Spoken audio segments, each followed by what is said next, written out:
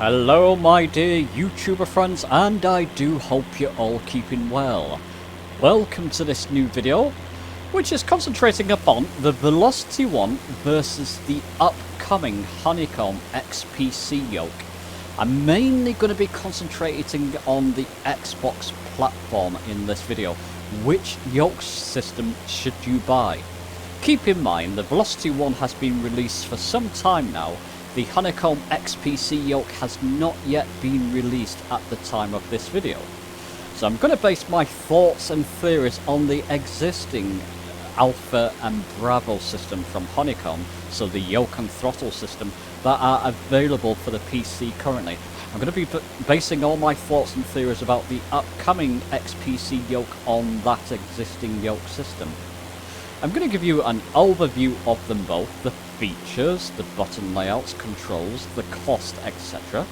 And then we'll wrap up with my own thoughts and suggestions on which one you should get. Okay, let's not dilly-dally, let's get on with the video.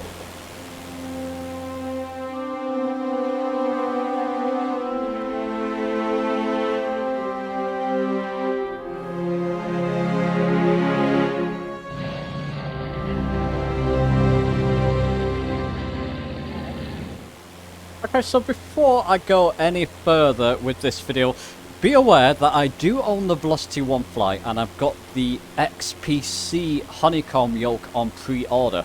So I'm not going to be biased at all, I'm going to be as unbiased as I can be in this video. Let's concentrate on the features of the Velocity 1 Yoke for the moment, or an overview of it. The Velocity 1 comes with a yoke, a throttle quadrant, rudder triggers at the back built in, 18 buttons, and essentially 4 hat switches. 2 are called PLV switches and 2 hat switches, but it's essentially 4 hat switches, which is quite a lot, and you can do quite a lot on that with the yoke. I'll talk more about that later. Comes with a status indicator panel on the back of the yoke system as well, working on PC, and it should soon be working on the Xbox platform as well. Apparently that's going to come in with, hopefully within the next sim update. Also has a little screen on the front of the yoke, a flight management display. At the moment you can only really alter settings with that display, but there are plans to enhance that and expand that functionality in the future. In the UK, for the whole system, so for the yoke, the throttle, the rudders built in, and all those buttons and hat switches, it's retailing for around £350. You can shop around and get that a little bit cheaper. People have been saying it's been on sale for £320, so shop around. In the US it's around $380, and again, if you shop around you may be able to get it a little bit cheaper. Okay, let's go on with an overview of the Honeycomb XPC Yoke. Okay, now let's give you an overview of the upcoming XPC Yoke. Remember, it's not been released. I'm pretty much reading this from the Honeycomb website, which I'll link down below to you.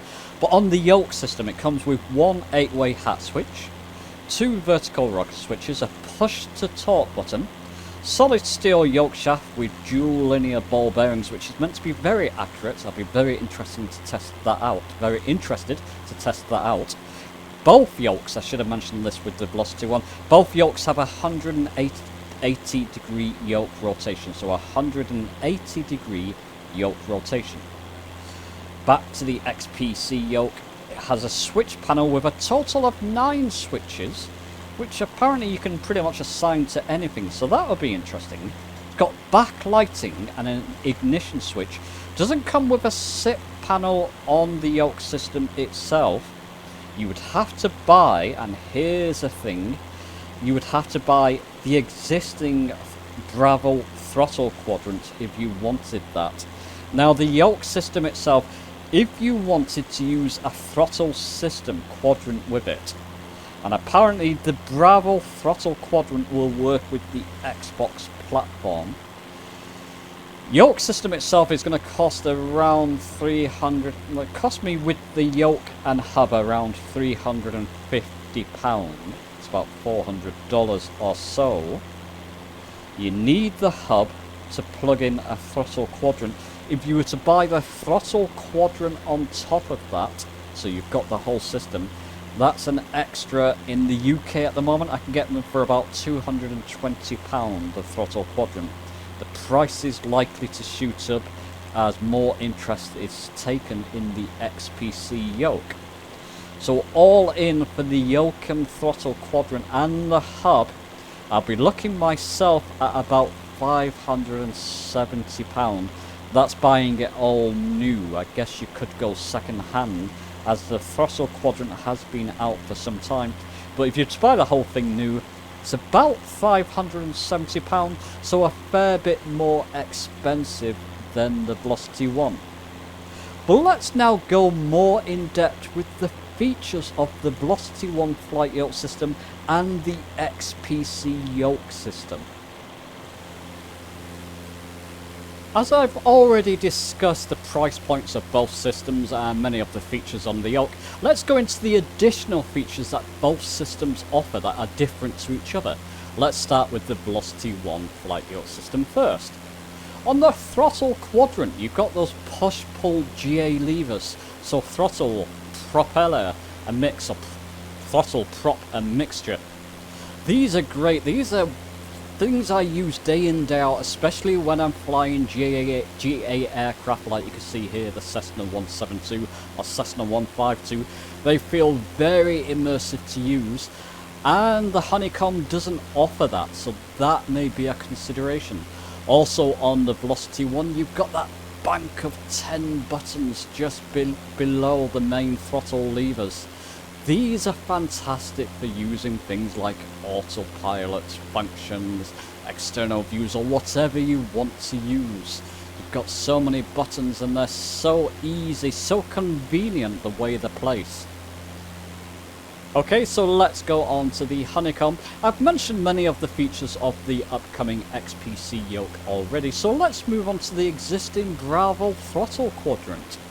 Many of you may not know this, but it does have an enunciator panel. It's pretty similar to the SIP panel on the Velocity 1. In this case, it's on the Honeycomb Yoke system, the Bravo Yoke. So these will light up in various situations. Also with the Honeycomb, you've got those interchangeable throttle handles. Something the Velocity 1 doesn't offer at this time.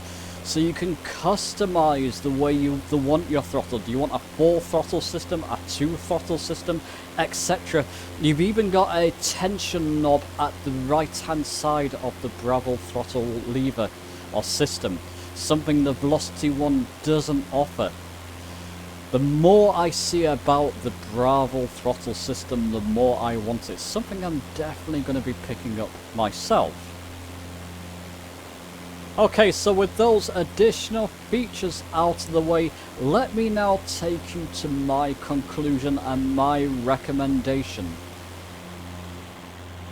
Okay, so we come on to the part of the video which is my recommendations and conclusions. Which one do I feel you should get? Well, it's definitely going to be down to yourselves.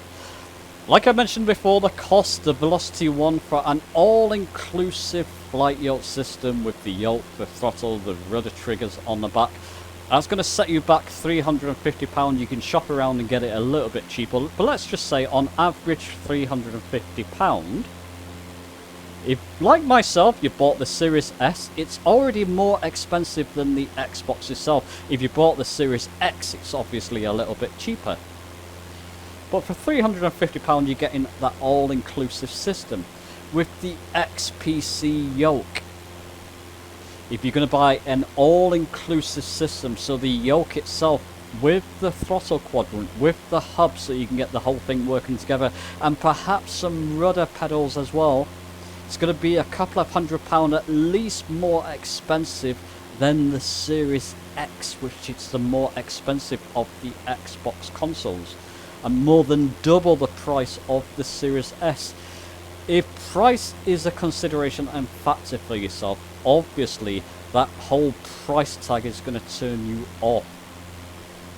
If you're a connoisseur and price is not a factor, I know when I've released videos on the Velocity 1, people have said they're holding off for the Honeycomb system, even though it is a little bit more expensive. Very much a connoisseur system. The only reason I've bought or pre-ordered the XPC Yoke is because I make videos, and money I make from making videos I'm feeding back into making videos for you. So I'm in a very different situation. But people are holding off, and I'm very much looking forward to the features and the fluidity, hopefully, of the XPC Yoke. It's meant to be, for the price range, the best yoke system on the market, or the current one is anyway, the Alpha and Bravo. If the XPC Yoke is similar, and I can't see why it shouldn't be, then for the Xbox consoles, pretty much getting the cream of the crop there, the best of the best. I just can't really wait to get my hands on it. But like I said, it's pretty much a middle of the road answer there. But I will say, and I'll come back to it, the Velocity 1 is my favourite flight yoke system out there currently. And for an all-inclusive system, it's difficult to beat at that price point. You're going to be paying roughly double that for the XPC Yoke system, throttle, hub, and goodness knows what, and rudder pedals.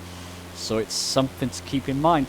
But let me know your thoughts down below. Let's get that comment section alive and kicking, which I'm sure it will be. Let me know your thoughts down below. Give the video a like if you've enjoyed it. Subscribe for more, many more Flight Simulator videos on their way. And I'll be seeing you soon.